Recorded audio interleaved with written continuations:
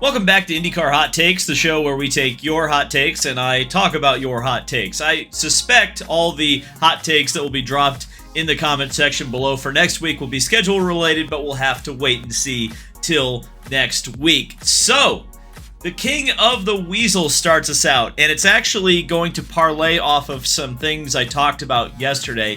But I saw this comment last week and I thought it was really interesting, and I want to get further into it. And he says, the negative reaction the majority of IndyCar fans had towards the news of an all-star exhibition race being held at the ultra-exclusive Thermal Club near Palm Springs, California, is down to a deep-seated fear that eventually IndyCar will become a glorified club racing series that is basically the motorsports equivalent of horse racing by design, with the Indianapolis 500 becoming more of an equivalent to the Kentucky Derby.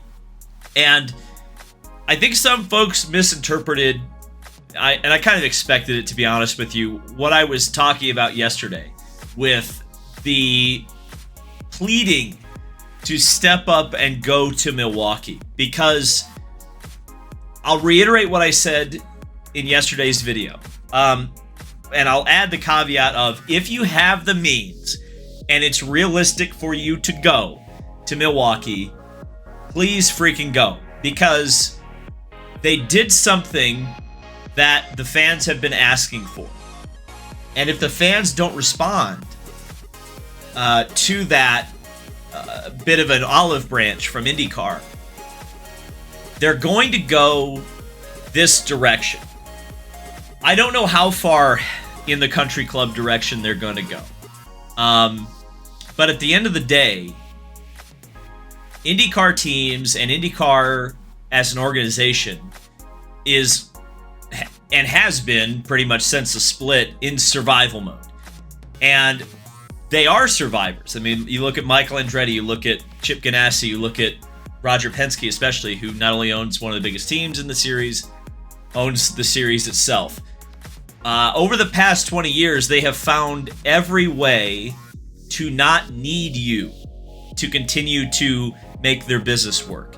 The fans have removed, willingly, their stake in the sport. Now, that being said, I got a lot of comments yesterday that I agree with and I empathize with, which are along the lines of, well, IndyCar hasn't given me a lot new or interesting to get excited about and buy tickets to races. For example, in Milwaukee, they're the same cars, even though, there are differences for sure, that ran their last time that IndyCar raced in Milwaukee. And I understand those criticisms, right?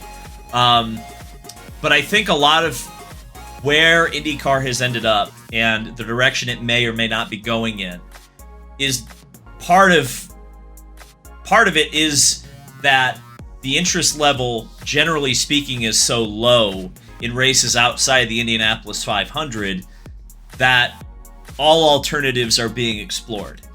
Now, I defended the Thermal Club in yesterday's video, and I'll continue to defend the Thermal Club. I don't think it's a bad thing to try it. I don't think it's a bad thing to have it be a one-off event, and it's not a points event. It's a made-for-TV spectacle, and the way it's been set up is fine with me. Do I want to see a whole bunch of other country clubs join the IndyCar calendar? Not whatsoever. But I absolutely agree with the idea that I think that IndyCar's business model, unless something drastically changes, it has already headed down the path of the Indy 500 is for the fans and everything else is just to make ends meet one way or another.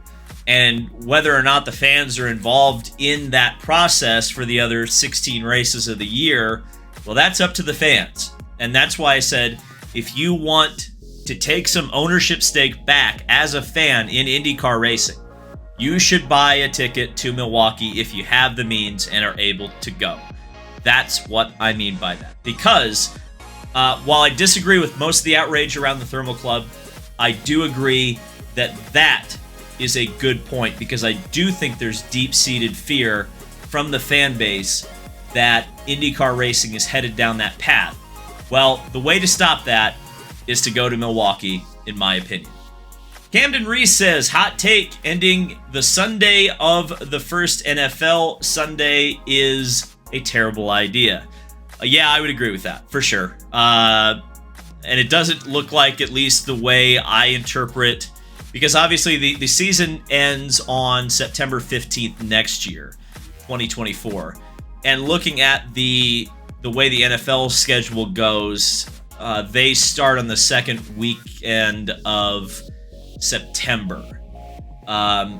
So maybe they'll get away with it because the first weekend of September is the 1st, and then the second weekend would be the 7th, and then that's actually when IndyCar's off. So maybe they finally got away from that, because actually I think that racing on the second NFL weekend makes more sense than racing on the first NFL weekend, because everybody's excited to see their teams, their local teams, regardless of their motorsport fan affiliation or not, on the first week of the NFL season. And if your team loses, which half of the teams are going to lose in the first week of the NFL season, you might be more willing to watch the IndyCar race the second weekend. The downside to the way the schedule for next year kind of lines up for IndyCar is that, yeah, there is a week off between the second to last race and the last race of the year. But it's probably a better solution than having the season finale go up directly against everyone's home team playing their first game of the season. Completely agree. And hopefully the schedules work out that they get away from that. Ian Miller says, hot take, IndyCar needs to start an aggressive campaign to rein in the younger demographic, and that starts with a quality video game. And I'm going to counter with a second hot take, which is, I'm not sure a video game has the same importance that it did 10 or even 5 years ago. And let me elaborate a little bit. Number one, the video game situation with IndyCar is bad to say the least, right? There was the big controversy with iRacing. That's well documented. Everybody knows that. I can't imagine that really helped the 18 to 34 demographic very much, just in general with IndyCar, much less just talking video games. But obviously you have the motorsports games issue, which, I mean, let's be honest, there's probably not a video game coming. I just don't see that video game coming out. And even if it does, it's definitely not coming out next year. And if it does come out next year, it's the end of next year. And even then, I mean, you are so far removed from where a video game would have had real impact, which I think is around like 2013. And also, it's going to be a very traditional video game if it does indeed come out, right? The thing with the IndyCar video game is that it's going to be very traditional. And what video games now, unless they are hardcore simulations, are moving to a free-to-play model. Something like Fortnite or something like even Madden, to a certain extent, is very easy to play for free. And so that's how kids are getting into video games now. They can just download it on their phone. The barrier to entry is much lower. Rocket League's another one that is free to play. So, and there's really not, as far as I know, a true free to play racing game. So if there was, I think that would be the route that IndyCar could go down to actually make an impact. It would be good for hardcore fans if there was an IndyCar game, but I mean, it just doesn't seem like that's going to go anywhere, and I just wonder if they missed the boat on that one. And past that point, I don't know what you have to do to get the younger demographic involved. I'm beginning to not be a part of the younger demographic anymore. I turned 30 this year, so, and that's young for IndyCar. That's not necessarily young for the broader mainstream, so my finger's beginning to slip off the pulse a little bit on that one. Jacob Baxon says, hot take, RLL is going to be much better than McLaren next year. Yes, the immediate thought of RLL this year is 3 of their cars running on bump day, but they switched it on as the year progressed, and I fully expect that will continue into next year. As stated in the previous video, McLaren just cannot seem to figure it out. So this is a very interesting take, and it's definitely, it's a fact that Rahal won more races last year than McLaren did. I think the question is going to come down to, with Rahal, is can they figure out the oval program, and particularly the Indianapolis program? And if they can do that, who's that third driver that they're going to hire? Is it Yuri Vips? Is it Christian Rasmussen? Is it somebody else? Because I think you've got a good base with Graham and Christian Lundgaard. Those are two solid drivers, as proven throughout the season. And if you have a strong third, you can really, I think, move forward. But again, the oval program is going to be the big thing, because at the end of the day, I think a lot of people judge entire seasons based on the Indianapolis 500. And the fact of the matter is, while McLaren ultimately didn't have the result I think a lot of people expected of them in the Indy 500, they did have cars running up at the front and leading that race, and Rahal struggled to qualify. So, yeah, it's going to be, unfortunately, they're going to be defined by their performance at Indianapolis. Master Sexton says, hot take, IndyCar and NASCAR shouldn't just want, but need to have more combined weekends. Both series need the interest that the combined weekends generate, and the last couple of times seem to have proved successful in that regard. Bringing out the single interest fans together also looks to help make the tracks feel more full and vibrant, which translates to better TV broadcasts when the audience feels that energy. And it can't just be the road courses. Weekends should be at a bare minimum a road course, an oval, and a street track. Yes, street track included. If NASCAR is serious about committing to street track racing, IndyCar should be the series showing and paving the way forward. That is all well and good, Master Sexton, and you have a very idealistic and optimistic view of auto racing. But at the end of the day, egos rule auto racing. And while you are going to hear the talking heads from both series tell you what a great thing it was that the Brickyard weekend happened, I think behind the scenes, they saw what I saw, and many other people saw, which is that the fan bases between IndyCar and NASCAR rarely intermingled. If you looked at that Brickyard weekend, you wouldn't see the same face twice between Saturday and Sunday. You would have seen that all the IndyCar fans left after the IndyCar race, and all the NASCAR fans came in after the IndyCar race. There was very little crossover between the two fan bases. And if there was a desire for this to continue to happen, it would have already been announced. IndyCar and NASCAR would be running on a weekend somewhere at some track. I just don't think you're going to see it. I don't think these series are actually ever going to be friends. And we just need to accept that and say, okay, yeah, it's a cool pipe dream to think that IndyCar and NASCAR could race on an oval weekend or a street course weekend.